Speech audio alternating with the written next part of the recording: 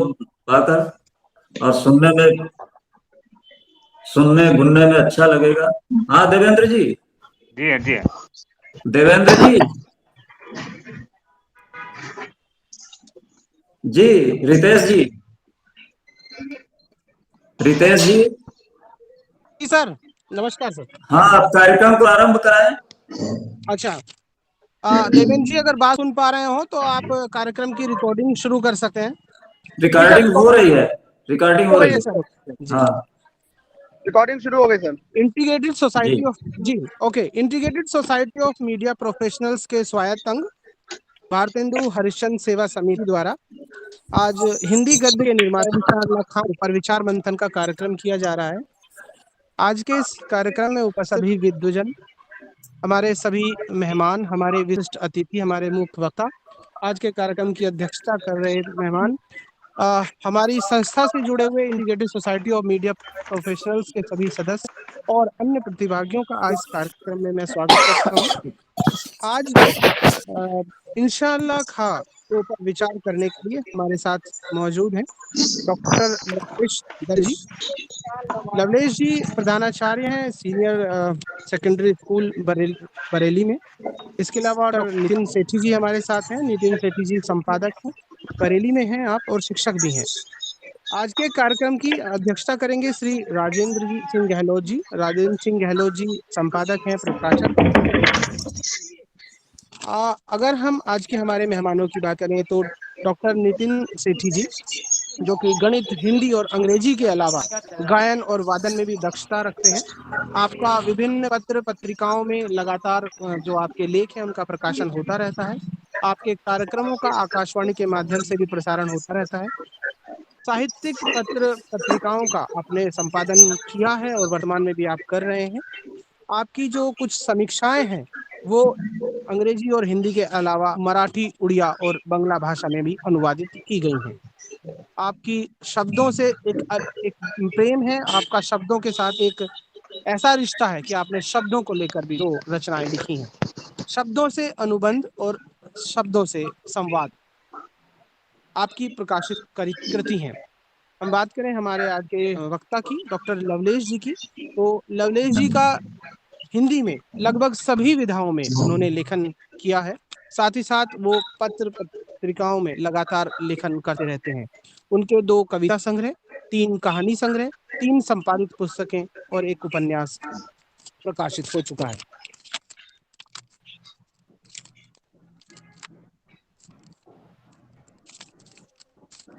आज के हमारे कार्यक्रम की अध्यक्षता कर रहे राजेंद्र सिंह गहलोत जी। राजेंद्र सिंह गहलोत जी की व्यंग, कहानी, आलेख लगातार प्रतिष्ठित पत्रिकाओं में प्रकाशित होते रहते हैं। आकाशवाणी शहडोल से आपकी रचनाएं प्रसारित होती हैं। आपके कहानी संग्रह काले पन्नों पर लिखी इबारत और नाम में क्या रखा है बेहद प्रसिद्ध रचनाएं हैं। राष्ट्रभाषा परिषद भोपाल की पत्रिका अक्षरा में आपका लेखन निरंतर जारी है। आपको रेखा सक्सेना स्मृति सम्मान, हिंदी कहानी प्रतियोगिता पुरस्कार, व्यंग रचना को कादम्बनी से प्रथम पुरस्कार से सम्मानित प्रकाशित पुरस्कार मिला हुआ है।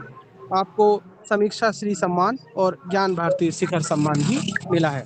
मैं आप सभी हमारे मेहमानों का आज के इस कार्यक्रम में स्वागत करता हूं, और साथ ही साथ मैं लक्ष्मीकांत पांडे जी, जो कि हमारे आज के इस कार्यक्रम के आयोजक हैं और निदेशक हैं भारतेंदु हरिश्चंद्र सेवा समिति हिंदी सेवा समिति के, और डॉक्टर प्रमिला अवस्थी जी, जो सचिव हैं भारतेंदु हरिश्चंद्र हिंदी सेवा समिति की, मैं उनका भी बहुत बहुत स्वागत करता हूं।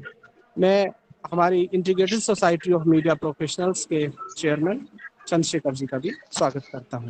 और आज के इस कार्यक्रम पर अपना विचार रखने के लिए मैं सर्वप्रथम डॉक्टर नितिन सेठी जी से आग्रह करूंगा कि वो इस विषय पर अपने विचार रखें। डॉक्टर नितिन सेठी जी। जी, धन्यवाद सर। नितिन जी, आपका जो कैमरा है वो थोड़ा टेढ़ा हो रहा है, जिसकी वजह से आप हाँ, टेढ़े दिखाई पड़ रहे हैं। थोड़ा सा मुझे कुछ ऐसा ही लग रहा है सर, 1 मिनट में सेट हाँ करता जी, हूँ। अब ठीक आ रहा है ना? अब ठीक होगा ठीक है। हाँ ठीक है। उसको वैसा कर दिया था। जी जी ठीक है। जी जी, शुक्रिया सर। बात शुरू करते हैं। आज बरेली में सर मौसम बहुत ठंडा है। मुझे लगता है कानपुर में भी बहुत शीतलहर चल रही होगी आज। जी, तो ये जो भारतेंदु हरिश्चंद्र हिंदी सोसाइटी है, सेवा समिति है, इसके तत्वावधान में आज मुंशी इंशाअल्लाह खां जी की जयंती के उपलक्ष्य में जो ये कार्यक्रम रखा गया है, सभी का मैं स्वागत करता हूँ। स्वागत तो खैर कार्यक्रम आपका है, लेकिन मेरी तरफ से भी इसीलिए क्योंकि आज हम लोगों को आपके द्वारा भी कुछ ना कुछ मार्गदर्शन मिलेगा बच्चों को जी। तो मुंशी इंशाअल्लाह खां ने रानी केतकी की कहानी के अलावा और भी बहुत कुछ लिखा है। उनकी शायरी भी बड़ी प्रसिद्ध रही। अयोध्या प्रसाद गोयलिया जी ने इनका जीवन परिचय दिया है, उर्दू जो ज्ञानपीठ से इनकी पुस्तकें आई हैं, 1 से भाग 5 शेर सुखन में। लेकिन हम उधर नहीं जाते हैं, हम कहानी तक ही आज अपने खुशी में रखते हैं। तो उसके बाद अन्य भी हमारे वक्ता हैं, बहुत कुछ आपको कहेंगे। लवलेश जी हैं, राजन जी हैं। मैं आरंभ अपना करना चाहूंगा कि इंशाअल्लाह खां और इनके साथ के 3 लोग और जो काम कर रहे थे, बात का आरंभ मैं वहां से अपना करना चाहूंगा। तो थोड़ा सा और पीछे चलते हैं। जैसा हम कहते हैं कि रानी केतकी की कहानी जब लिखी गई तो हिंदी गद्य का आरंभ हुआ या हिंदी कहानी का आरंभ हुआ, लेकिन गद्य का आरंभ जैसा हम लोग जानते हैं उससे पहले भी चलता रहा। राम प्रसाद निरंजनी जी ने भाषा योग वशिष्ठ लिखा था, उससे पहले भी कुछ जैन ग्रंथों में गद्य अपने किसी ना किसी रूप में नजर हमें आता रहा। भले ही हम उसे बहुत परिमार्जित गद्य ना कहें या गद्य का रूप ना उसको दें, लेकिन वो गद्य का आरंभ हो चुका था। लेकिन जब इंशाअल्लाह खां जी आए तो उन्होंने रानी केतकी की कहानी या उदयभान चरित्र लिखकर एक नया आरंभ किया। और इसके लगभग देखा जाए 90 साल तक या अगले 100 साल तक कहानी की परंपरा बहुत ज्यादा हमें नहीं मिलती है ना। 11 वर्ष का समय है या दुलाई वाली है, इन सब का काल 1900 के बाद का है, 1900 से लेकर 1912 1913 तक का, और ये विवाद भी रहा है उन पर। लेकिन रानी केतकी की कहानी इंशाअल्लाह खां जी ने 18वीं शताब्दी 1805-1808 के आसपास लिखी, ऐसा माना जाता है। कोई एक्यूरेट इनका सन मुझे कंफर्म नहीं हो पाया अभी तक, लेकिन अलग अलग पुस्तकों में 1805 भी दिया है, 1808 इनका अवसान वर्ष भी दिखाया है। तो उन वर्षों में इन्होंने करीब ये कहानी लिखी। तो होता क्या है कि जब अंग्रेजों का शासन रहा हमारे यहाँ, तो जाहिर सी बात है वो अपने साथ विज्ञान को भी लेकर आए, विज्ञान की तकनीक लाए, विज्ञान की शिक्षा लाए, विज्ञान का प्रचार प्रसार उन्होंने किया। तो एक तरीके से बुद्धिवादी विचारधारा हमारे यहाँ आई। अब तक जो हमारा हिंदी साहित्य चलता था, ये हमारा जो 18वीं शताब्दी तक साहित्य था, काव्य का बोलबाला था, भक्ति काल से होता हुआ रीति काल तक आया। लेकिन जब ये बुद्धिवादी विचारधारा आई तो उस बुद्धिवादी विचारधारा के लिए जो ब्रज भाषा के सुकुमार शब्द थे, या कहना चाहिए अरबी फारसी के जो हमारे शब्दावली थी, वो कम पड़ने लग गए। कहीं ना कहीं एक ऐसी भाषा की आवश्यकता महसूस हो। मैं केवल पूर्व पीढ़ी का अभी कार्यक्रम की यहाँ बांध रहा हूँ, क्योंकि कहानी पर तो और लोग तत्व लोग जितने भी हैं बोलने वाले, अन्य लोग हमारे विद्वान हैं मध्य में हमारे, तो उन्होंने ये देखा कि अगर विज्ञान का प्रसार करना है तो केवल ब्रज भाषा की शब्दावली पर्याप्त नहीं है, केवल ये अरबी फारसी की शब्दावली पर्याप्त नहीं है, और पद्धति उपयोगी नहीं है, क्योंकि बुद्धिवाद का प्राधान्य होना है। इसलिए क्या किया, बुद्धिवाद क्या चाहता है, विचार चाहता है, कुछ विवेचना चाहता है, कुछ तार्किकता चाहता है। तो विचार है, विवेचना है, तार्किकता है, इनका समन्वय अगर हमें करना है तो पद्य इतने अच्छे रूप में नहीं कर सकता जितना, तो पद्य की कहना चाहिए जो सीमाएं थी वो कम पड़ने लगे। पद्य की सीमाओं को खोलकर, उसको तोड़कर गद्य की ओर उस समय के लेखक आकृष्ट हुए। अंग्रेजों ने भी महसूस किया कि हाँ, अगर हमें तर्क का प्रचार करना है, अगर हमें बुद्धिवाद का या विज्ञान का प्रसार प्रचार करना है, तो एक ऐसा माध्यम चाहिए जो गद्य हो। और ये भी उन्होंने देखा कि पुरानी जो भाषा शैली चली आ रही है उसमें भी मजा नहीं आ रहा, उसमें भी आनंद नहीं आ रहा अभी। तो एक तरीके से खड़ी बोली के प्रचार प्रसार के लिए उन्होंने जॉन गिलक्राइस्ट महोदय को फोर्ट विलियम कॉलेज में नियुक्त किया, हिंदी उर्दू अध्यापक के रूप में। वहां उन्होंने लल्लू लाल जी और अन्य लोगों को नियुक्ति दी। उन्होंने बहुत सारा काम किया है। लेकिन हम अगर ये मान लें कि फोर्ट विलियम कॉलेज में ही केवल हिंदी का प्रचार प्रसार हुआ या हमारी खड़ी बोली गद्य का प्रचार प्रसार हुआ, तो ये कहना गलत है। क्योंकि फोर्ट विलियम कॉलेज 1800 में स्थापित हुआ, मई 1800 में, और जुलाई 1800 से वो काम भी करने लगा। जब रंगपट्टम की संधि हुई थी अंग्रेजों की, क्या ना कहना चाहिए रंगपट्टम की विजय हुई थी अंग्रेजों की, उसके 1 वर्ष पूरे होने पर, उसकी वर्षगांठ पर इन्होंने जो फोर्ट विलियम कॉलेज बनाया था, उसके बाद जॉन गिलक्राइस्ट आए, अन्य और भी विद्वान आए जिन्होंने खड़ी बोली में काम किया, यानी हिंदी उर्दू जो मिक्स भाषा थी उसमें काम किया। लेकिन केवल लल्लू लाल जी ने या सदासुख लाल जी ने, इन सब ने ही काम नहीं किया। हमारे इंशाअल्लाह खान उससे कुछ पहले से ही काम करते हुए चले आ रहे थे। लगभग उसी समय पे 1800 के ही आसपास 1800 से 2-4 वर्ष पहले या बाद में भी मुंशी हमारे इंशाअल्लाह खान, जिन पर आज हम अपना मुख्य वक्तव्य रख रहे हैं सभी लोग, इन्होंने रानी केतकी की कहानी यानी कि उदयबान चरित के नाम से एक कहानी लिखी। कहानी क्या है? अपने आप में छोटा मोटा ये उपन्यास ही कहा जा सकता है। उपन्यास है, उपन्यासिका का इसका तत्व है। कहानी में कथा तत्व तो होता ही है, कहानीपन तो है ही है, लेकिन इनका जोड़ थोड़ा सा उसको जिस हिसाब से शुरुआत करी है, या इन सब बातों को अभी मैं लूंगा, तो हम ये कहें कि केवल फोर्ट विलियम कॉलेज ने योगदान दिया, या केवल जॉन गिलक्राइस्ट महोदय ने योगदान दिया, या केवल अंग्रेजों के आने से ही हमारी खड़ी बोली या हिंदी उर्दू बोली उस समय विकसित हुई, तो ये हम न्याय नहीं करेंगे। किसके साथ? इंशाअल्लाह खान जी के साथ, क्योंकि उस लगभग उसी समय इंशाअल्लाह खान जी और अन्य लोग भी कुछ ना कुछ अपना काम इस क्षेत्र में कर रहे थे। ठीक है ना? आगे बढ़ता हूं थोड़ा सा। मुंशी इंशाअल्लाह खान पर बात करते हैं, जो इनका जीवन चरित्र हमें मिलता है सन 1756 से 1818 ईस्वी तक मिलता है। 1756 से 1818। सुना जाता है कि मुर्शिदाबाद में इनका जन्म हुआ। बंगाल में मुर्शिदाबाद है, बहुत बड़ी रियासत थी। पिता इनके मीर माशाअल्लाह खान शाही हकीम थे, जो मुर्शिदाबाद में हकीम थे। लेकिन जब वो रियासत धीरे धीरे अवसान की ओर जाने लगी तो दिल्ली आ गए। मुगल सम्राट शाह आलम द्वितीय के समय मुंशी इंशा खान अपनी पूरी पढ़ाई करी और वो दिल्ली आ गए। दिल्ली में काफी समय तक आपने अपनी शायरी के रंग जमाए, काफी वहां दिल्ली की बातें करी, काफी वहां हास्य प्रधान रचनाएं भी आपने करी। आपकी शायरी में बहुत बड़ा काम मिलता है, लेकिन ये कहा जाता है साहब कि शायरी के प्रति आप बहुत ज्यादा डेडिकेटेड नहीं थे। शायरी के प्रति आप बहुत ज्यादा समर्पित इसलिए नहीं थे क्योंकि हर बात को दिल्ली की या हंसी या व्यंग में ही उड़ा देते थे, इसलिए उतना जोर आपका शायरों में नाम नहीं रहा जितनी आपने प्रतिभा थी। तो शाह आलम द्वितीय के समय दिल्ली में आपने लंबा समय अपना बिताया, काफी कुछ सीखा जाना, दरबार में भी खूब भीड़ हुज्जत आपकी थी, खूब सम्मान भी आपका रहा और अपना सम्मान बनाए रखने में बहुतों का आपने अपमान भी किया। इसके बाद है कि मुगलों की जब आर्थिक स्थिति खराब हो गई, इनका पराभव हुआ, तो हमारे मुंशी साहब लखनऊ आ गए। लखनऊ में उस समय नवाब आसिफउद्दौला का शासन था। उनके बाद जब नवाब सादत अली खान आए तो सादत अली खान से आपकी बहुत अच्छी पटी। आपने सादत अली खान के दरबार में रहकर बहुत कुछ सीखा, बहुत कुछ जनता को भी सिखाया, बहुत अच्छी अच्छी वहां आपने कविता मतलब वहां अपनी शायरी करी और लगभग उसी समय रानी केतकी की कहानी आपने लिखी। हो सकता इसका कोई स्थान हमें नहीं मिलता कि रानी केतकी की कहानी लखनऊ में रहकर लिखी है या दिल्ली में रहकर लिखी है, लेकिन इनका वही काल था, इनका वही जो उच्चतम काल था अपने काम का, लगभग उसी समय इन्होंने रानी केतकी की कहानी और अपनी शायरी का अच्छे दिन देखे। लेकिन कहना चाहिए दिन फिर इनके बुरे आ गए। मुंशी इंशा खान थोड़े से अक्खड़ स्वभाव के रहे, सादत अली खान से भी इनकी नहीं पटी और उन्होंने इनकी सब पेंशन वगैरह सब जो राजाश्रय था सब बंद कर दिया। निर्धनता में आखिर इनके दिन कटे और सन 1818 आते आते आपका निधन हो गया। एक इतना छोटा सा मैंने अभी जीवन परिचय रखा है, हमारे विद्वान आगे इसके बारे में और बातें करेंगे।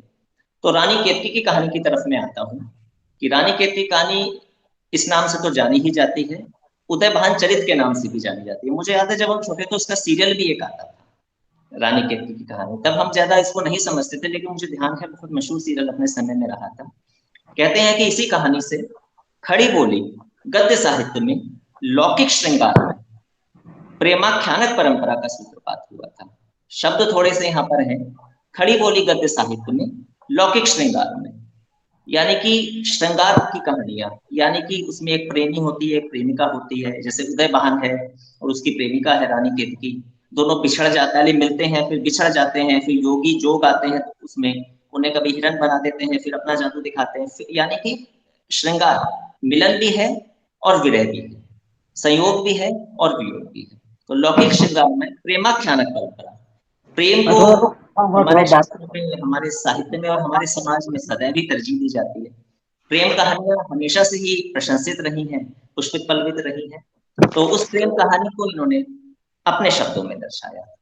इंशाअल्लाह खां की जो भाषा नीति थी, कहानी के शुरुआत में ही इन्होंने ये बात कही अपनी, यह वह कहानी है जिसमें हिंदी छुट और न किसी बोली का मेल है न कुट।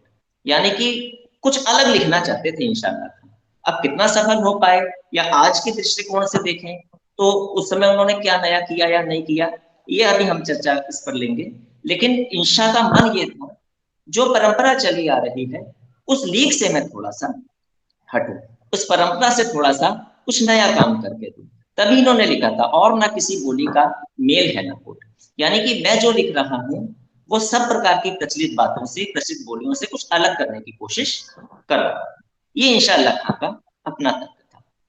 कहानी की बात करें, कहानी का जो कथानक है और ये सब है, मैं अभी इस पर बात नहीं कर रहा। मैं कहानी का थोड़ा सा हास्य पर जा रहा हूं। कहानी हमारी ये हास्य प्रधान है, चटकीली, मटकीली और अलंकृत भाषा है। आप इसकी भाषा पढ़ते जाइए, महसूस होगा कि मुंशी ने बड़ी मेहनत करके शब्दों का संयोजन इसमें किया है। कि जैसे परंपरा तो वो पद्य की ही चली आ रही थी, काव्य में ही चली आ रही थी, तो काव्यात्मकता उस दौर की लगभग सभी लेखन, सारे गद्य में दिखाई देती है। लेकिन मुंशी की इस कहानी में भरपूर काव्यात्मकता है। न जाने कितने ही शब्द उन्होंने जो है वो तुकबंदी में लिख दिए। अलंकृत शैली है। अलंकृत शैली का सीधा सीधा यही है कि एक बात को भी पहले अगर कहना है तो उसे 3-4 शब्दों का मेल देकर या 3-4 पंक्तियों तक उसको वो लेकर चले हैं, फिर अपनी बात कही है जाकर। और किस्सा गोई तो है ही है। किस्सा गोई अगर नहीं होती तो मुझे नहीं लगता कि आज इस कहानी को हम आज की तारीख में याद कर रहे होते। किस्सा गोई, किसी भी कहानी का कहानीपन उसका पहली शब्द है, तो ये किस्सा गोई तो वहां है। हमें आज भी ये पढ़ के लगता है, कोई नया व्यक्ति भी इसको पढ़े तो आज भी लगेगा कि अब आगे क्या होगा, अब आगे क्या होगा। क्या हिरण के बाद वो उसके जो माता पिता उदयमान हिरण बन गए हैं, क्या मनुष्य रूप में आ पाएंगे, क्या रानी केतकी मिल पाएगी, क्या कहानी यहीं खत्म हो गई है। तो किस्सा गोई है, और यही इसकी रहस्यमयता भी, रहस्य भी इसका बरकरार रहता है। मुहावरेदार शैली उन्होंने लिखी ही उस समय चलती थी, और चलती हुई भाषा है ये मुंशी की। हमारे चाहे मुंशी इंशाअल्लाह खां हो, चाहे सदल मिश्र हो, चाहे उस समय के लल्लू लाल जी हो, प्रेम सागर लिखने वाले, इन चारों की भाषा अपना अलग अलग रंग लिए थी। चारों की भाषाओं में अलहदापन था, लेकिन इन सब में भी मुंशी इंशाअल्लाह खां की भाषा सबसे ज्यादा चलती हुई भाषा महसूस होती है। इंशा ने अपनी भाषा को जब लिखा, कहानी लिखा, तो उससे पहले बहुत लंबा एक डिस्क्रिप्शन वो देते हैं, विवरण देते हैं कहानी के ऊपर, और कहते हैं कि मैं 3 प्रकार के शब्दों से या 3 प्रकार की बातों से मुक्त रखना चाहूंगा। मेरी आवाज आ रही होगी साहब वहां तक? जी।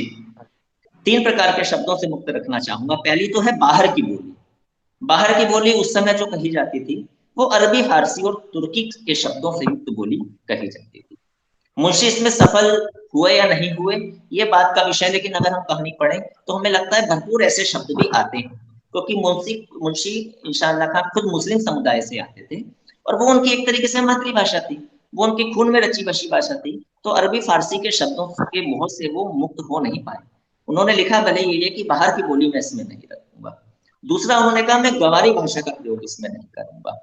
हम गंवारी भाषा अपने गद्य भाषा को नहीं कहेंगे, हमारा बहुत बड़ा भक्ति साहित्य उसमें साफ शामिल है, बड़ी मीठी मधुर भाषा है।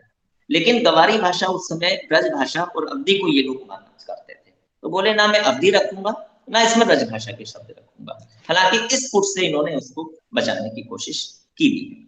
तीसरा है कि भाखापन। भाखापन यानी कि हमारे यहाँ भाषा से भाखा बना, यानी भाषा कौन सी? परिनिश्चित भाषा, यानी कि संस्कृत भाषा। मैं इसमें संस्कृत भाषा के शब्दों को भी नहीं रखूंगा। देखिए कहानी का जो टाइटल है वो भी यही कहता है, रानी केतकी की कहानी। उन्होंने ये नहीं लिखा अथ रानी केतकी कथा या रानी केतकी की कथा, उन्होंने कहानी ही शब्द प्रयोग किया है। कहानी के लिए इस समय कथा, जैसे कथा नासिक है तो पाख्यान या आख्यान, ये जो शब्द संस्कृत के चल रहे थे उससे उन्होंने पर्याप्त दूरी बरती है। एक सामान्य जो बोलचाल की भाषा है, आज की भी किसी अगर पत्रिका में ये कहानी छप के आए तो हम समझेंगे नॉर्मल सी कहानी आज छप रही है, यही वही पुरानी सिस्टम चला आ रहा है। रानी केतकी की कहानी, उन्होंने शब्द वही रखा, उसे कथा या आख्यायिका या अथ या आख्यान शब्द नहीं दिया। यानी कि उन्होंने भाखापन से, यानी कि संस्कृत की शब्दावली से भी इसको बचाने का प्रयास किया। कहने का मतलब बाहर की बोली, एक मिनट सर, बाहर की बोली से बचाना था, दूसरा गंवारी भाषा से बचाना था, तीसरा बाखापन यानी कि संस्कृत की शब्दावली से बचाना था। लेकिन अगर हम कहानी पढ़ें, कहानी को ध्यान से देखें, उसकी शब्दावली पर ध्यान दें, तो हमें जो उनकी बाहर की बोली कही गई है, ये तो इनकी अपनी ही बोली रही, अरबी फारसी या उर्दू के शब्दों का पर्याप्त इसमें हमें प्रयोग मिलता है। कहीं कहीं फारसी ढंग की वाक्य शैली भी है।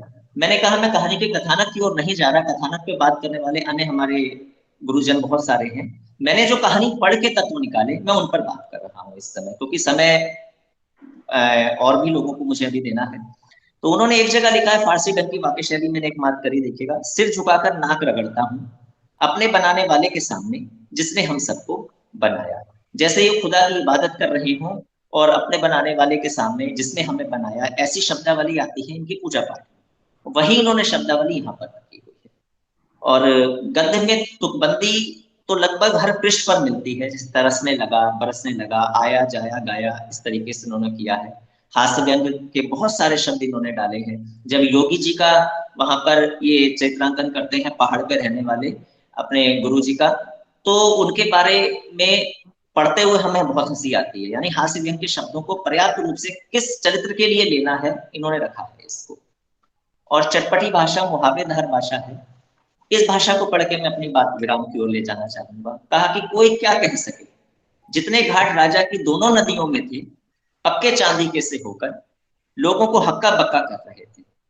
फिर कहा कि नगाड़े नवाड़े मौलिये बंजरे लचके मोर पंखी, श्याम सुंदर राम सुंदर और जितनी ढपकी नावें थी, सुनहरी दोपहरी सजी सजाई, कसी कसाई 100 लचके खातियां फिराती। यानी नदी और उस पर चलने वाली नावों का अगर जिक्र इन्होंने यहाँ किया है, वहां की सौंदर्य छटा का जिक्र किया है, तो उस सौंदर्य छटा का जिक्र करते करते भी शब्दों का सौंदर्य जगह जगह फैला दिया है कि फिरातियां थी, कसी कसाई, 100 लचके झटके खाती, ऐसे शब्दों का प्रयोग किया है जिसमें अपने आप लचक आती है शब्दों में। कहने का मतलब ये है, भाकापन से पर्याप्त बचाया उन्होंने, ब्रजभाषा अवधि के शब्दों से पर्याप्त बचाया, सामान्य बोलचाल की शैली में रानी केतकी की कहानी या उदयबान चरित्र लिखने का प्रयास किया, और बहुत हद तक उस समय मुंशी इसमें सफल भी हुए। और देखिए, लगभग 90 वर्ष या 100 साल तक कहानी की परंपरा उसके बाद मिलती है, और उस 100 साल तक की रानी केतकी की कहानी पर्याप्त चर्चित रही है। श्याम सुंदर दास ने जब इसको अपने संपादित रूप में प्रकाशित किया, तब भी इसके कहानी के बारे में काफी कुछ कहा उन्होंने।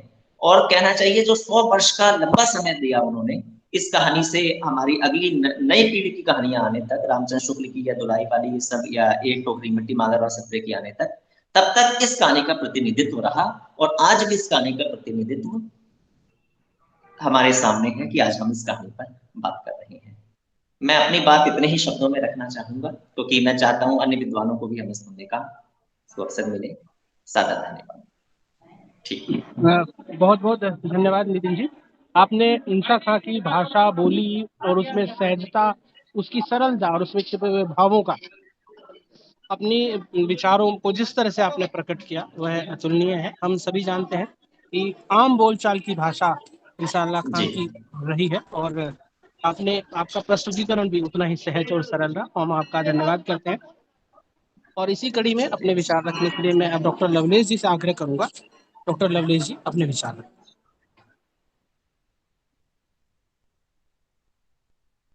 आवाज नहीं आ रही सर? आवाज नहीं आ रही है? नमस्कार, अब ठीक है?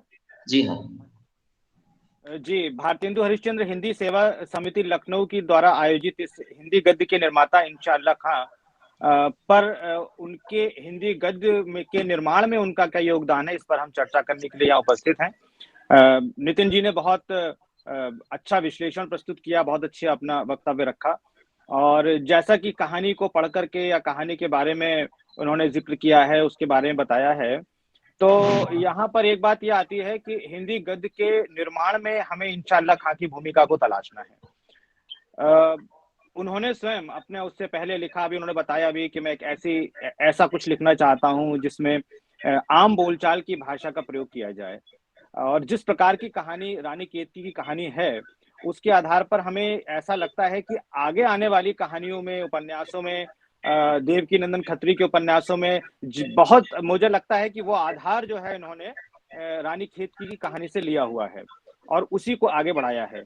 हालांकि इसमें विद्वानों में बहुत मतभेद है कि ये पहली कहानी है या नहीं है, और कई स्थान पर हमारे अध्यक्ष महोदय राजेंद्र सिंह जी ने तो लिखा ही है इस पर कि राजा भोज का सपना को पहली कहानी माना है, कहीं दुलाई वाली को, तो बहुत मतभेद है। लेकिन हम इन सब चीजों को हटाकर ये देख सकते हैं कि रानी केतकी की ऐसे समय में जब उर्दू का बोलबाला था, उसी में लिखना पढ़ना चलना चल रहा था, पद का साहित्य सृजन पद में हो रहा था, ऐसे समय में अगर कोई एक उर्दू का शायर हिंदी में इस तरह का प्रयास करता है तो वो सराहनीय होना चाहिए, उसका स्वागत होना चाहिए। और इसी आधार पर हम रानी केतकी की कहानी को पहली कहानी मानते हैं, या हम कह सकते हैं इसको अगर दूसरे तरीके शब्दों में कहें कि कहानी लेखन में पहला प्रयास था ये, और जो एक प्रकार से पद्य साहित्य को गद्य की तरफ ले जाने के लिए पहला प्रयास था, तो इसमें इंशाअल्लाह खां जी सफल हुए।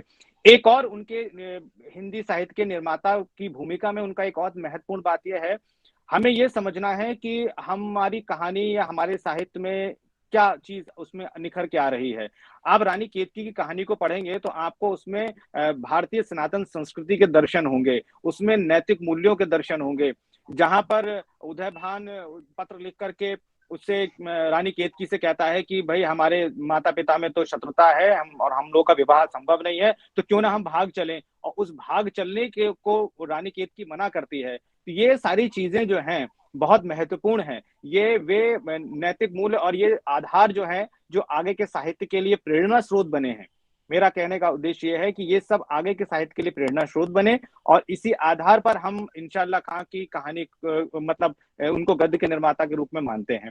मूल रूप से उनकी कहानी में जैसा कि नितिन जी ने बताया कि कहीं कहीं पर मस्खरापन भी लगता है, कहीं कहीं पर वो हास्य परिहास की बात है, और प्रकृति चित्रण भी है, सब कुछ है।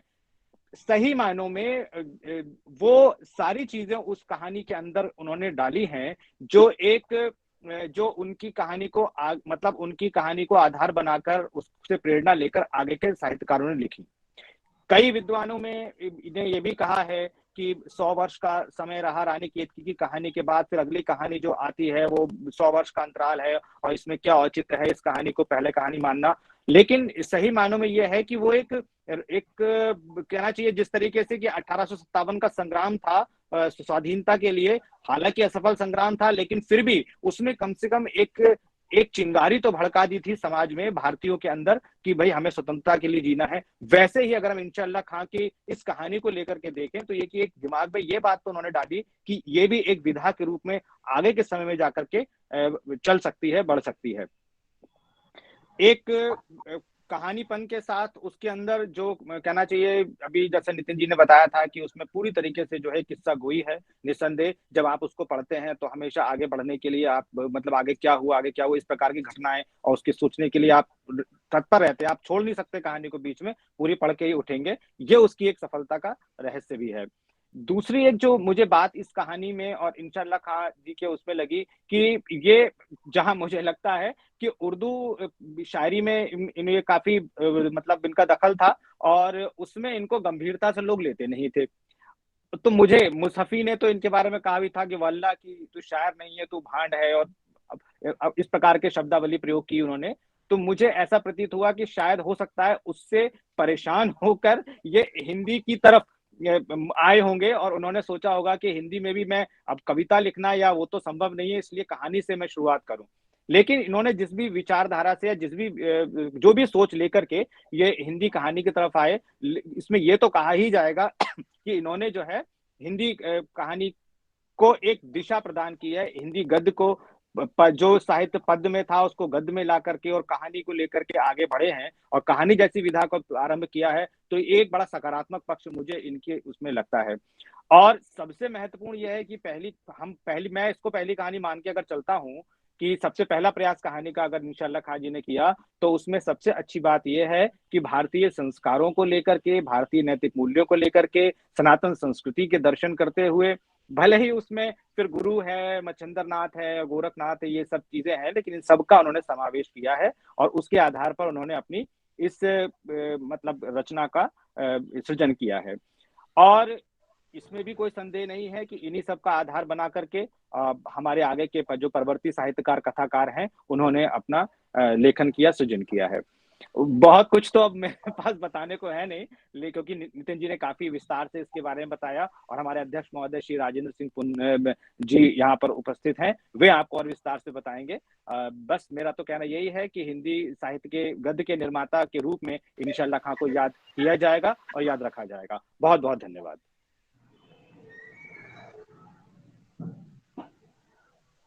बहुत बहुत धन्यवाद सर, आपने भी अल्प समय में अपने खोजपूर्ण विचार इस विषय पर रखे, आपका बहुत बहुत धन्यवाद। अब मैं आज के हमारे कार्यक्रम का डॉक्टर राजेंद्र जी से आग्रह करूंगा कि वो अपने विचार रखें। आज राजेंद्र जी।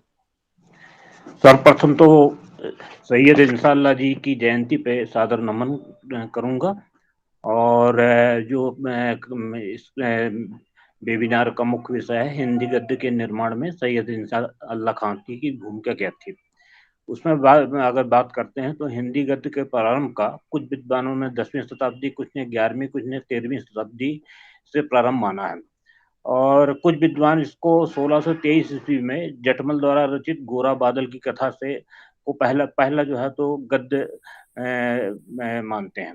लेकिन गोरा बादल जो है तो 150 पद हैं उसमें, वो संस्कृत की जो है तो गद्य काव्य से प्रभावित था। फिर आप इसी गद्य विकास यात्रा में आगे चलिए तो 1803 ईस्वी के आसपास, 1800 से 1850 के बीच 1803 ईस्वी के आसपास लल्लूलाल, सदल मिश्रा और सदा सुखलाल और सैयद इंसाअल्लाह चार जो है तो गद्य के स्तंभ थे मुख्य। लल्लूलाल जी ने प्रेम सागर, सिंहासन बत्तीसी, बेताल पच्चीसी वगैरह लिखा। सदल मिश्रा ने नासकेतोपाख्यान लिखा। सदल मिश्रा ने नासकेतोपाख्यान लिखा और सदा सुखलाल जी ने सुख सागर ने लिखा। लेकिन ये जो लल्लूलाल, सदल मिश्रा और सदा सुखलाल जी थे, इनने जो है तो संस्कृत साहित्य और पौराणिक आख्यानों का एक तरीके से अनुवाद किया, क्योंकि पहले ये सभी जो है तो संस्कृत में या पौराणिक उसमें थी, उनका अनुवाद प्रस्तुत किया। और सैयद इंसाअल्लाह खान जी ने रानी केतकी की जो कहानी लिखी तो वो ये बात निर्विवाद है कि वो इसके मतलब ये पहली जो है तो गद्य की रचना है ये, और ये कथात्मक स्वरूप में प्रस्तुत हुई है। ये ना तो अनुवाद है ना जो है तो गद्य काव्य है, पहली गद्य की रचना जो कथात्मक स्वरूप में प्रस्तुत हुई है। इस हिसाब से हिंदी गद्य के निर्माण में इंसाअल्लाह खां के जो स्थान है वो अपना एक महत्वपूर्ण स्थान रखता है। अब इंसाअल्लाह खां ने जो ये लिखी है कहानी, रानी केतकी की कहानी, वो कहानी जो है तो उनने पहले ही घोषणा कर दी गई थी कि इसमें हिंदी की छूट रहेगी, किसी अन्य बोली का मेल नहीं रहेगा। इसका कथानक भी पूर्णतः भारतीय परिवेश का है। राजा रानी कुंवर उदय भान, रानी केतकी, साथ में जोगी गोसाई भरथरी, मच्छिंद्र, गुरु गोरखनाथ, गुरु महेंद्र गिरी, राजा इंद्र आदि के प्रसंग कहानी में उन्होंने शामिल किए हैं।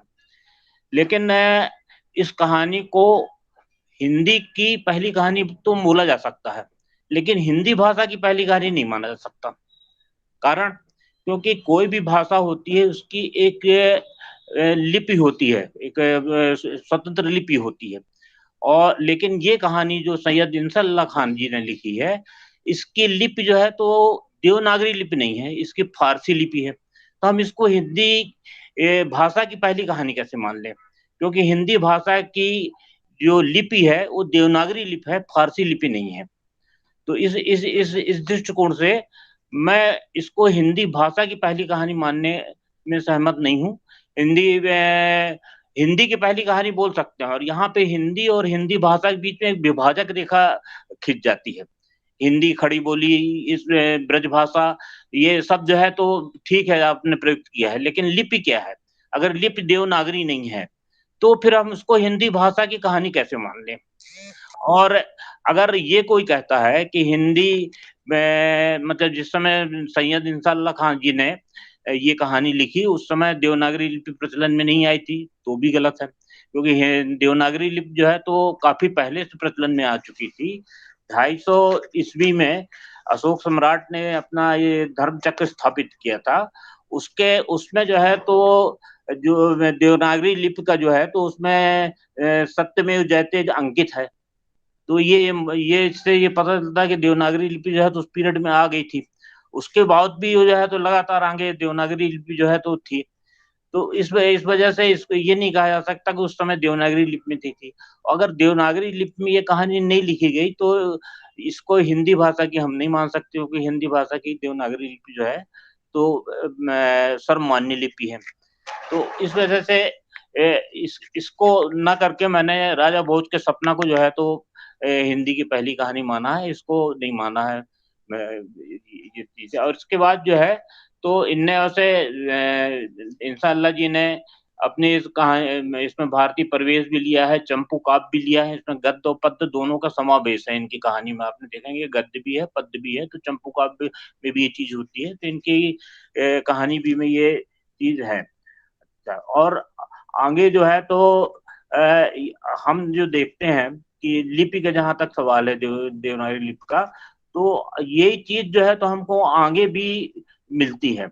आपका मलिक मोहम्मद जायसी का पद्मावत हिंदी साहित्य के अंतर्गत पढ़ाया जाता है, जबकि उसकी लिपि भी फारसी है। तो उसकी लिपि फारसी है तो हिंदी साहित्य के अंतर्गत क्यों पढ़ाया जाता है उसको? या कायदे से पद्मावत हो गया या उनके और अखरावट और दूसरे जो हैं महाकाव्य और ये रानी केतकी की कहानी है, ऐसा कोई भी साहित्य जो कि मतलब देवनागरी लिपि में नहीं लिखा गया है, फारसी लिपि में लिखा गया है, तो उसको हिंदी साहित्य या हिंदी भाषा के अंतर्गत तो जो है तो उसको समाहित नहीं किया जाना चाहिए, बल्कि अन्य भाषा की ऐसे रचनाएं जो कि भारतीय परिवेश पे लिखी हैं, भारतीय बोली पे लिखी गई हैं के रूप में उसका उनको जो है तो अध्ययन किया जाना चाहिए, न कि हिंदी भाषा की रूप में किया जाना चाहिए। ये इस पे जो है तो विद्वानों को और विचार किए जाना चाहिए। इसी बात जो है तो कुछ जो अपना सूफी में पूरा जो है सूफी काव्य है, जो ये सूफी जितना है उसको सब जो है तो हिंदी के अंतर्गत किया जाता है और उसको दक्षिणी भाषा कहीं देखते या इस तरीके से किया जाता है। तो कुछ लोगों का ये कहना है कि पूरी दक्षिणी जो है भाषा वो जो है तो अरबी फारसी में ही लिखी गई, लेकिन ये भी सही नहीं है। मधुमती अप्रैल 2020 राजस्थान साहित्य अकादमी की पत्रिका है मधुमती, अप्रैल 2020 अंक में दक्षिणी भाषा के शोधकर्ता राजकुमार जी ने अपने आलेख में लिखा है कि दक्षिणी के सभी मुस्लिम कवियों ने, जिनमें से अधिकांश सूफी के दक्षिणी की रचनाएं लिखी, लेकिन उनकी लिपि अरबी फारसी थी। लेकिन यहाँ एक महत्वपूर्ण बात है कि मराठी संतों ने उस समसामयिक दौर में दक्षिणी की रचनाएं लिखी, लेकिन उनकी लिपि देवनागरी थी। तो दक्षिणी भी देवनागरी लिपि में लिखी जा रही थी, तो फिर देवनागरी लिपि को क्यों नहीं प्रमुखता दी क्यों नहीं जो है तो प्रमुखता दी गई? तो मेरा यही कहना है कि सैयद इंसाअल्लाह खां जी ने हिंदी का के उसमें हिंदी प्रेमी के रूप में जाना जा सकता है उनको, लेकिन हिंदी भाषा के लेखक या हिंदी भाषा के कहानीकार के रूप में उनको नहीं जाना जा सकता। उनको हिंदी के रूप में जान लिए, लेकिन हिंदी भाषा के रूप में नहीं, क्योंकि उनने लिपि का जो है उपयोग नहीं किया है। और विद्वानों ने हिंदी और हिंदी भाषा की चर्चा करते हुए और इस संबंध में रचनाओं की चर्चा करते हुए लिपि को अनदेखा कर दिया गया है, जबकि लिपि का बहुत महत्वपूर्ण स्थान है, क्योंकि कोई किसी भी भाषा को हम उसकी लिपि से पहचानते हैं, ना कि जो है तो उसके क्या उसमें लिखा गया है, कौन सी बोली उपयोग की गई है, कौन सी भाषा उपयोग की गई, नहीं। कोई भी पाठक किसी भी भाषा को पहले पहचानेगा तो उसकी लिपि से पहचानेगा कि ये हिंदी है या अंग्रेजी है, तो लिपि को का महत्वपूर्ण स्थान दिया जाना चाहिए। अभी कुछ विद्वानों ने तो यहाँ तक कहना शुरू कर दिया है कि हिंदी को रोमन लिपि में लिखा जाए, तो हिंदी को रोमन लिपि में लिखने का तो कोई औचित्य ही नहीं है। रोमन जो है तो अंग्रेजी की लिपि है, और रोमन लिपि में को हिंदी वर्ग जानता वो पढ़ ही नहीं सकता। तो ये जो है तो सैयद इंसाअल्लाह खां ने बहुत मतलब हिंदी प्रेमी थे और हिंदी के लिए उनने काम किया, इसलिए मैं उनको नमन करता हूँ, लेकिन उनको हिंदी भाषा का रचनाकार नहीं मानता हूँ। उनको जो है तो हिंदी प्रेमी रचनाकार था, उनकी सिर्फ ये रानी केतकी कहानी के अलावा दूसरी कोई रचना जो है तो हिंदी पे है भी नहीं। उर्दू के शायर थे, उर्दू की व्याकरण उनने लिखी है, सब कुछ है, लेकिन हिंदी के ये जो एक लिखा भी है तो ये इसकी लिपि जो है तो फारसी होने की वजह से इसको हिंदी भाषा के रूप में नहीं स्वीकारा जा सकता। इतना ही कह के मैं विराम देता हूँ। बहुत बहुत धन्यवाद राजेंद्र जी, आपने अपना एक पक्ष और पहलू रखा इंशाअल्लाह खां की रचनाओं के ऊपर। जैसे हम सब जानते हैं कि हिंदी की प्रथम कहानी होने का उसे श्रेय है, हालांकि अलग अलग समय पे अलग अलग विद्वान इसे अपने ढंग से प्रस्तुत करते रहे, बहुत का मत अलग भी रहा है। लेकिन आज जिस तरह से आपने कहा है कि हिंदी की प्रथम कहानी होने का श्रेय आपके दृष्टिकोण से उसे इसलिए नहीं है क्योंकि उसकी भाषा हिंदी नहीं थी, उसकी भाषा लिपि नहीं थी, देवनागरी लिपि देवनागरी लिपि नहीं थी जी। और या बिल्कुल विचारों का, चर्चाओं का महत्व तभी है, मतलब यही है जब हम अलग अलग दृष्टिकोण से किसी चीजों के ऊपर विचार विमर्श करते हैं। और इतिहास की इन घटनाओं पर जो भी लोग अपने विचार रखते हैं उनके अपने अपने मत और अपने अपने तरीके होते ही हैं। हम आज के इस कार्यक्रम में आपके विचारों को आपको रखने के लिए आपका बहुत बहुत धन्यवाद देते हैं। अब मैं integrated society of media professionals का जो स्वायत्त अंग है भारतीय हिंदू हरिश्चंद्र हिंदी सेवा समिति, उसके निदेशक डॉक्टर लक्ष्मीकांत पांडे जी से आग्रह करूंगा कि लक्ष्मीकांत पांडे जी इस विषय पर।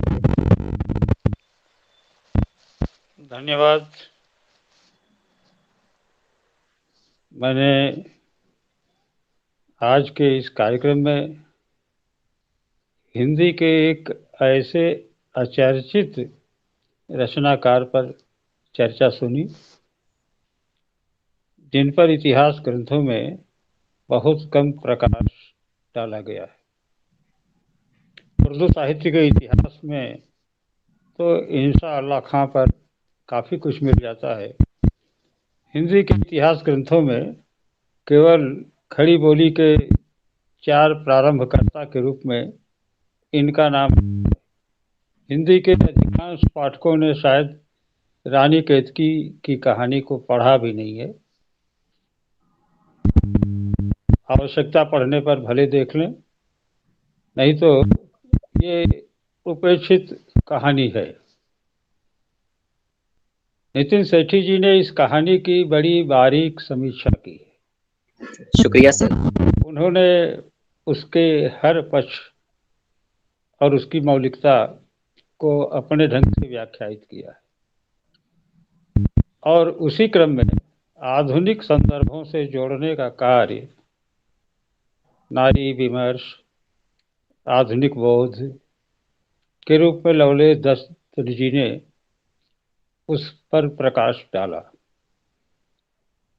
और मेरी समझ से जो इस कार्यक्रम में सम्मिलित हैं उन लोगों को तमाम नई चीजें मिली होंगी इस के माध्यम से, जिन्होंने की कहानी को केवल एक मनोरंजक और अतीत की कहानी मान लिया, एक काल्पनिक कहानी मान लिया।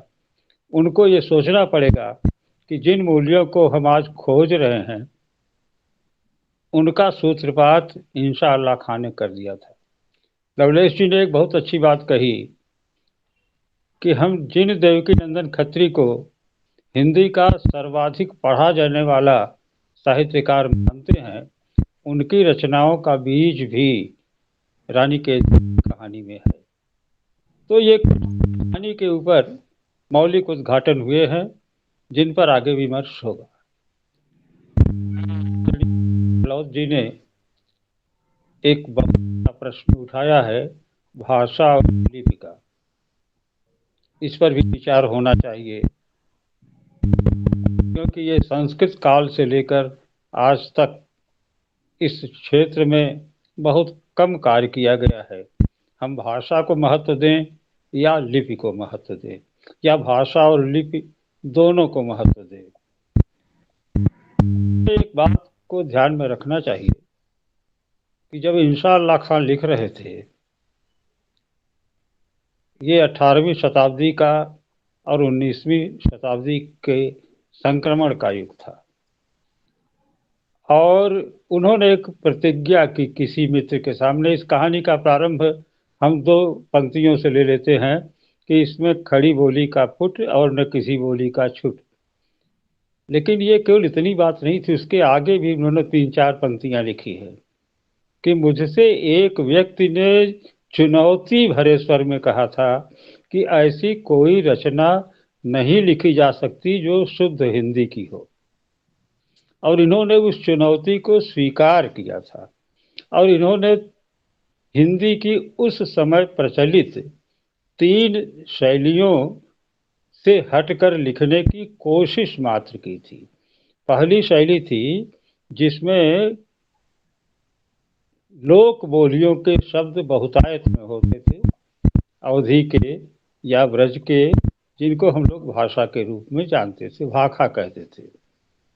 संस्कृत कूप जल भाखा बहता नीर, कबीर के समय से एक परंपरा चली आई थी कि हम संस्कृत में नहीं लिखेंगे, भाखा में लिखेंगे। तो कबीर ने भी कहा, तुलसी ने भी कहा। तो का निषेध करके लोक भाषा में लिखने का ये संकल्प तो मध्यकाल से ही शुरू हो गया था। रूप ये पास दूसरा संस्कृत गर्भित शब्दावलियों को लेने का था। तीसरा एक रूप जो दिल्ली से खुसरू के जमाने से चला रहा था कि अरबी और फारसी को मिला करके एक भाषा तैयार हो रही थी जिसे उर्दू कहा गया। और हम लोगों में से अधिकांश लोग ये पढ़े हैं कि ये वही शाह आलम था जिसके जमाने में, जिसके दरबार में उर्दू को साहित्यिक मान्यता मिली थी। इसके पहले उर्दू को साहित्यिक मान्यता नहीं थी। शाह आलम के दरबार में ये कहानी प्रसिद्ध है उर्दू के लिए, जना था तुझे माने बाजार में, पली शाह आलम के दरबार में। तो शाह आलम में ने ही इसको साहित्यिक मान्यता दी थी। इसके पहले जो भी लेखक थे अरबी फारसी के थे और उर्दू के नहीं थे कोई।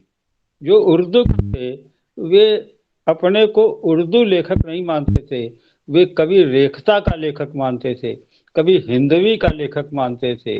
उन्होंने कभी ये दावा नहीं किया कि हम उर्दू शायर हैं, चाहे वो दक्षिण में गए, चाहे दिल्ली में रहे, चाहे जहाँ रहे। तो शाह आलम के दरबार से उर्दू एक भाषा के रूप में प्रतिष्ठित हो गई।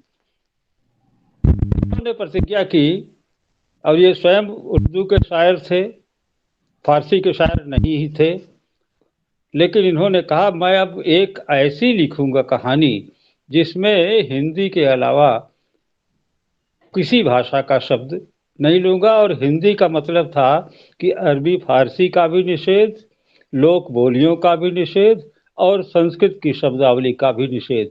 ये उस जमाने में बहुत बड़ा संकल्प था, और इसको पूरा करने में कितना सफल हुए कितना असफल हुए ये तो बात की बात है। एक बात, क्योंकि इनका हिंदी में कुल इतना ही योगदान है कि इन्होंने उस चुनौती को स्वीकार करके एक कहानी दी, और उनकी तरफ से दावा किया गया कि ये कहानी पहली बार मैं लिख रहा हूँ ऐसी जिसमें लोक बोलियों, संस्कृत शब्दों और अरबी फारसी का मैंने निषेध किया है।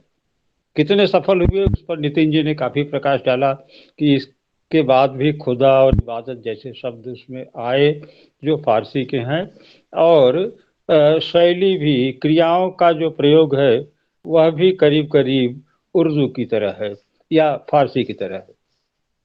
उर्दू को हम यहाँ नहीं लेंगे। अब दूसरा प्रश्न आता है जो गहलोत जी ने उठाया, और इस पर विमर्श होना चाहिए, और मैं चाहता हूं कि कभी भारतेंदु समिति की ओर से एक प्रश्न ये भी आए कि हिंदी और उर्दू का जो लिपियों में अंतर है इस पर एक विमर्श हो अच्छी तरह से। हमें 2 बातें ध्यान में रखनी चाहिए। गहलोत जी से पहले भी विमर्श होता रहता है, और उन्होंने हमारे एक लेख भेजा भी था, हिंदी की पहली कहानी, और जिसमें उन्होंने सतर्क ये बात कहा था कि यद्यपि वरिष्ठता में ये हिंदी की पहली कहानी साहित्य के रूप में है, लेकिन चूंकि उर्दू में लिपि में फारसी अरबी लिपि में लिखी गई है, इसलिए हम इसको हिंदी कहानी नहीं मान सकते। अभी भी उन्होंने कहा कि भाषा की दृष्टि से नहीं है, साहित्य की दृष्टि से है। एक प्रश्न उठता है कि जब इंशाअल्लाह थे तब से लेकर और आज भी हमारे देश में एक बड़ी जनसंख्या ऐसी है जो बहुत हिंदी बोलती है, लेकिन लिखना, गांव में ऐसे तमाम लोग हैं जिनसे कहिए नाम लिख दो तो अंगूठा का निशान दे देते हैं, लेकिन वे भाषा की दृष्टि से संपन्न है, अच्छी हिंदी बोल लेते हैं, मजदूर हैं, रिक्शे वाले हैं। ऐसे तमाम लोग मिलेंगे हम लोगों को जिनसे आप कहिए कि आप अपना नाम लिख के दे दो तो वो दूसरे की ओर देखने लगते हैं, लेकिन उनकी भाषा पर हम संदेह नहीं कर सकते, वे बोल लेते हैं। तो एक प्रश्न है कि भाषा हमें नैसर्गिक रूप से मिल गई और हम उसका विकास कर ले, और अगर लिपि हमें न आए तो हम क्या भाषा का ज्ञान नहीं रखते या भाषा शून्य है? और फिर जब ये भाषा जान गए तो अगर लिखना भी सीखे तो उनके सामने समस्या आई कि भाषा तो बिना सीखे पढ़ जान गए और लिखने के लिए अब उन्हें लिपि का आश्रय लेना पड़ता है।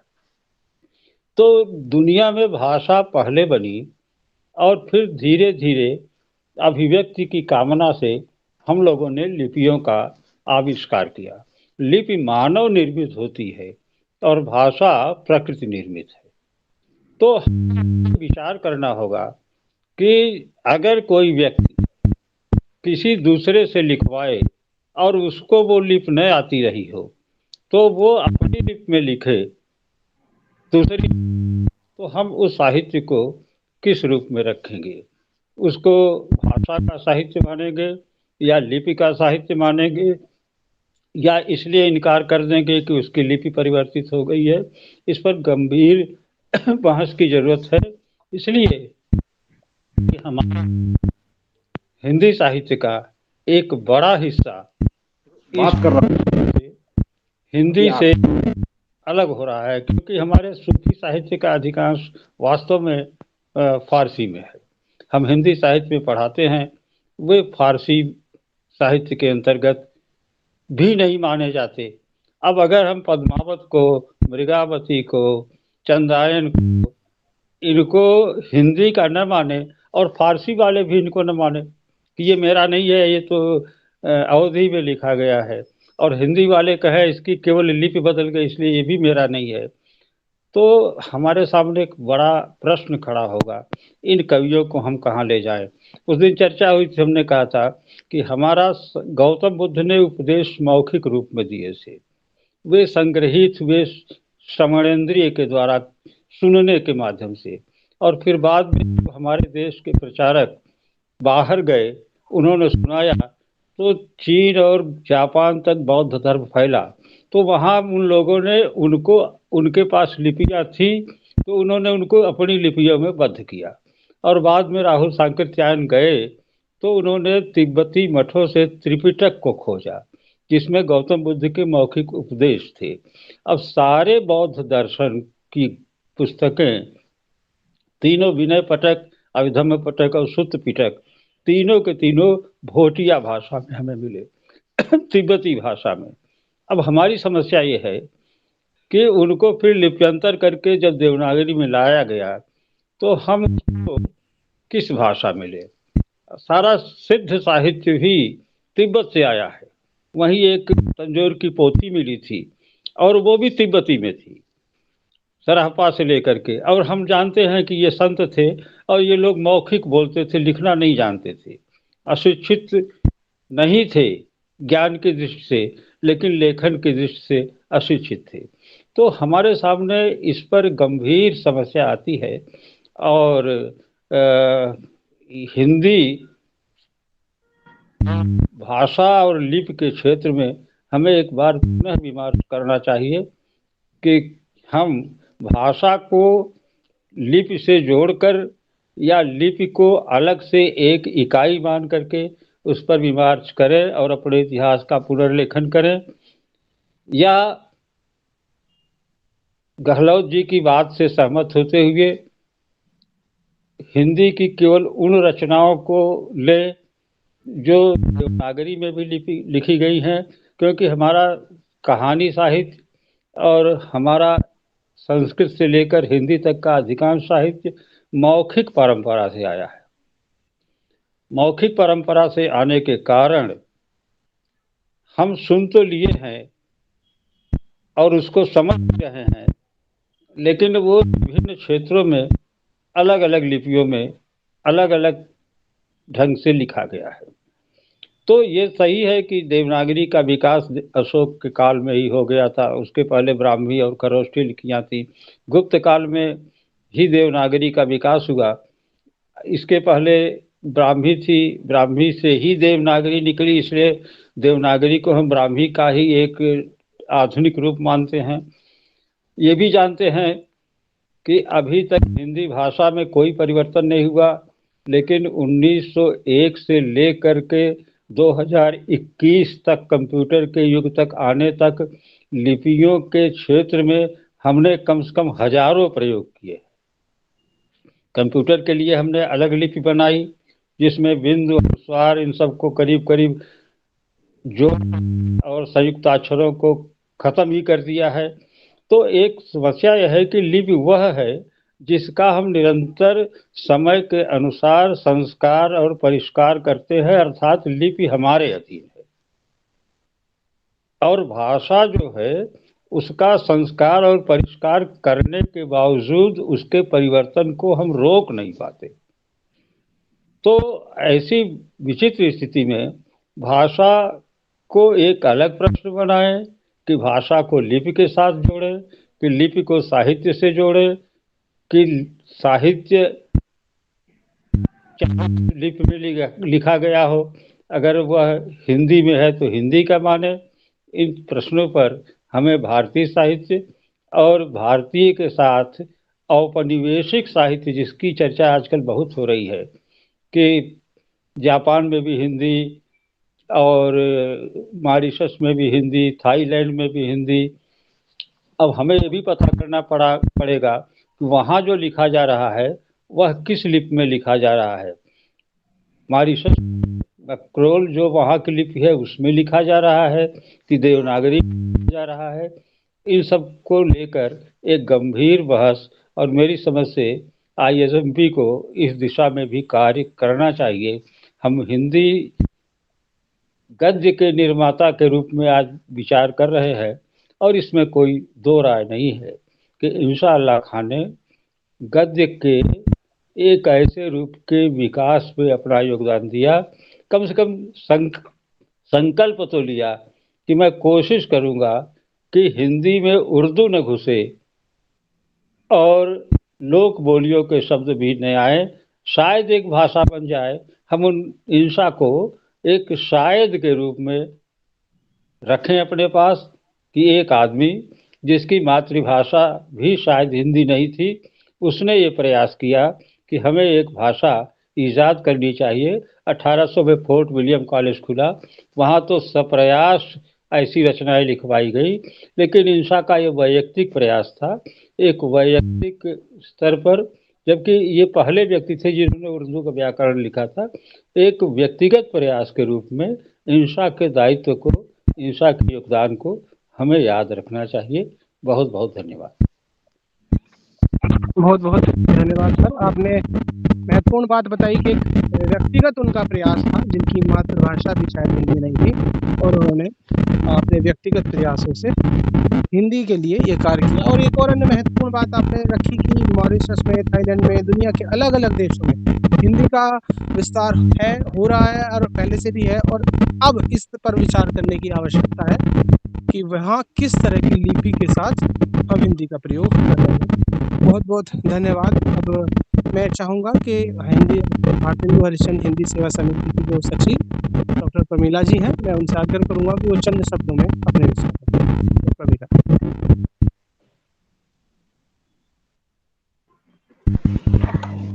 धन्यवाद। जहां तक मैंने अभी सभी विद्वानों को सुना, सभी ने गहनतापूर्वक सैयद इंशाअल्लाह खां पर अपने विचार रखे। डॉक्टर नितिन सेठी जी ने, डॉक्टर लवलेश दत्त जी ने और श्री राजेंद्र सिंह गहलोत जी ने तथा डॉक्टर लक्ष्मीकांत पांडे जी ने बड़े विस्तार से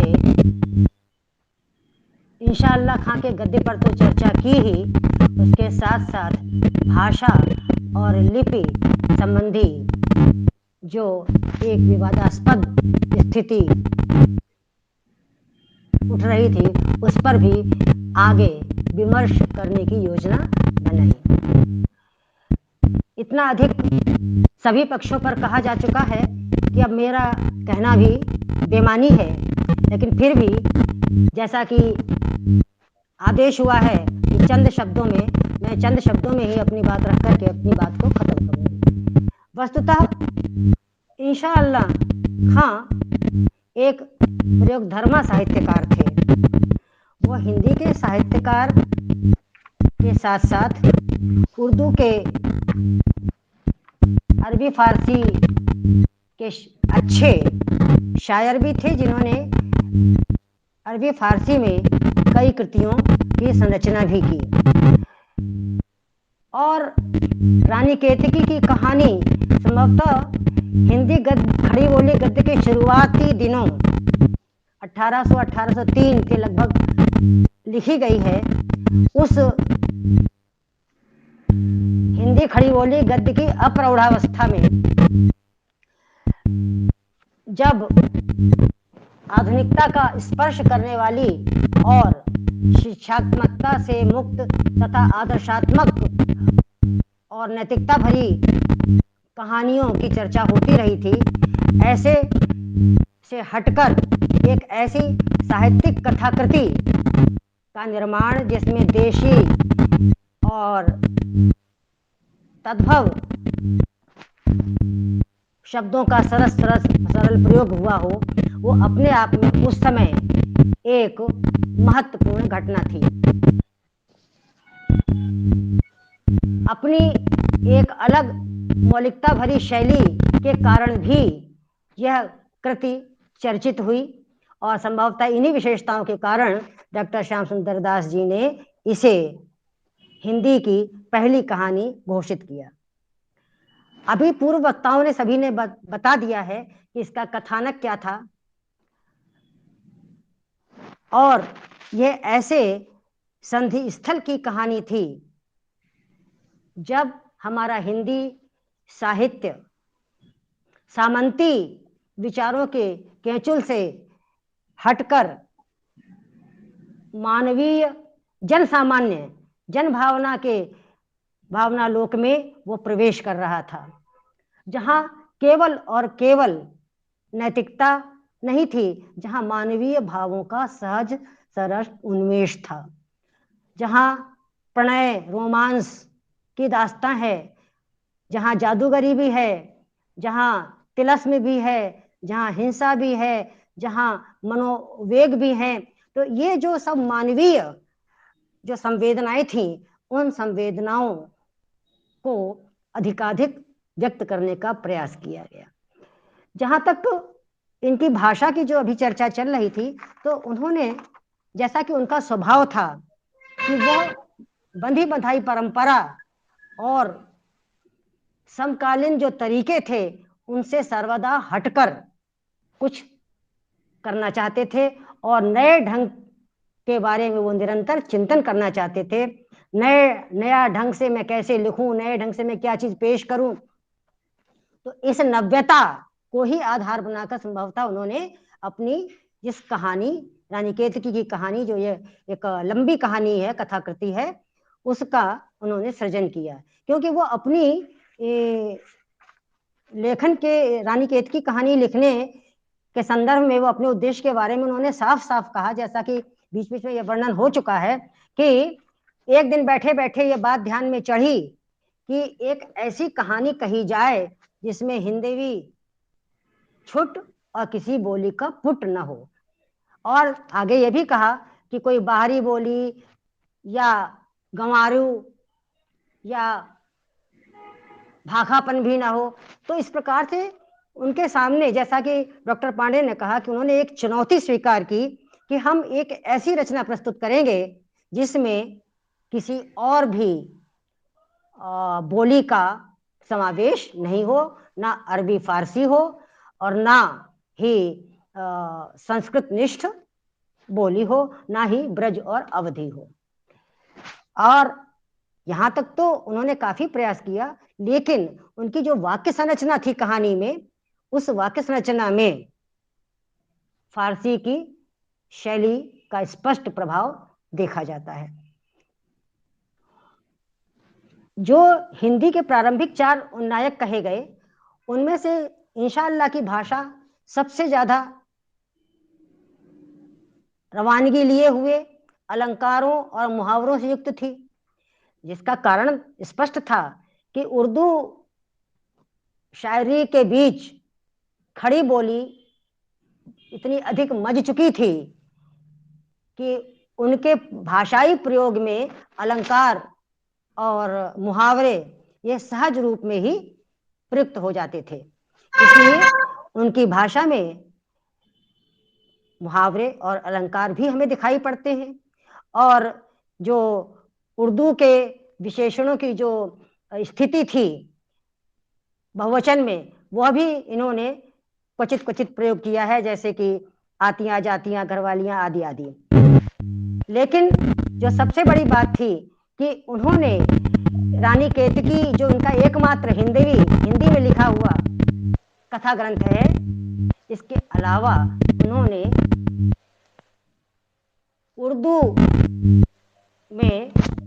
उर्दू का ग्रामर हिंदुस्तानी में दरियाए लताफत के नाम से लिखा, जो कि हिंदुस्तानी का पहला व्याकरण था। और वो शायरी में भी और उर्दू जबान के विकास में भी वो मील के पत्थर साबित हुए हैं।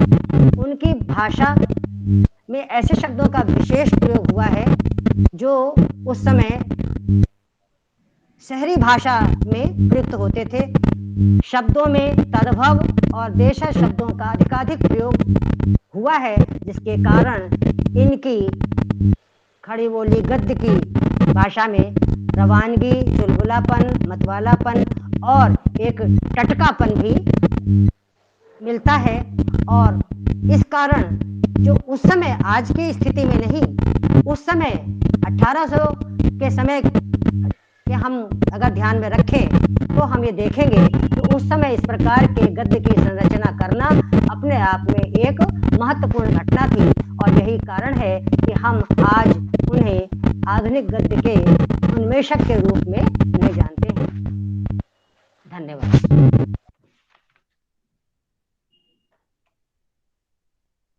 बहुत बहुत धन्यवाद प्रमीला जी।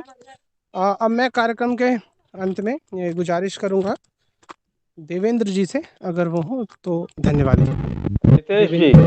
जी सर, जी जी जी। हाँ, अभी ISMP से एक सुखद सूचना मिली है इस पर जी सर, कि भाषा और लिपि पर वे कार्यक्रम शीघ्र ही आयोजित करेंगे। और मैं चाहूँगा हमारे जो आज के वक्तागण हैं गहलोत जी, विशेष रूप से आप उसमें भी सम्मिलित हों, क्योंकि हमने अभी कहा था कि इस प्रकार का आयोजन होना चाहिए और चंद्रशेखर जी ने उसकी सूचना भी दी है इस पर लिख करके कि ISMP शीघ्र ही भाषा और लिपि पर एक विचार विमर्श आयोजित करेगा। मैंने जानबूझकर इसमें 2 बरेली के लोगों को निमंत्रित किया था, क्योंकि उर्दू के विकास में 2 बहुत बड़ा योगदान था, एक लखनऊ का और एक बरेली का। हमारे बीच दोनों वक्ता बरेली के थे। बरेली भी उर्दू साहित्य का गढ़ रहा है और आज भी रामपुर की रजा लाइब्रेरी से लेकर बरेली तक उर्दू के तमाम शायर हैं और ये में आए हैं। इसी के साथ मैं ISMP को इस बात के लिए धन्यवाद दूंगा कि वे भाषा और लिपि पर एक नए विमर्श के लिए हमारे निवेदन को उन्होंने स्वीकार कर लिया है। ISMP मेरे लक्ष्मीकांत जी के विचार बात पर मैं आग्रह करूंगा कि चंद्रशेखर जी अगर कुछ कहना चाहते हैं, integrated society of media professionals के चेयरमैन चंद्रशेखर जी।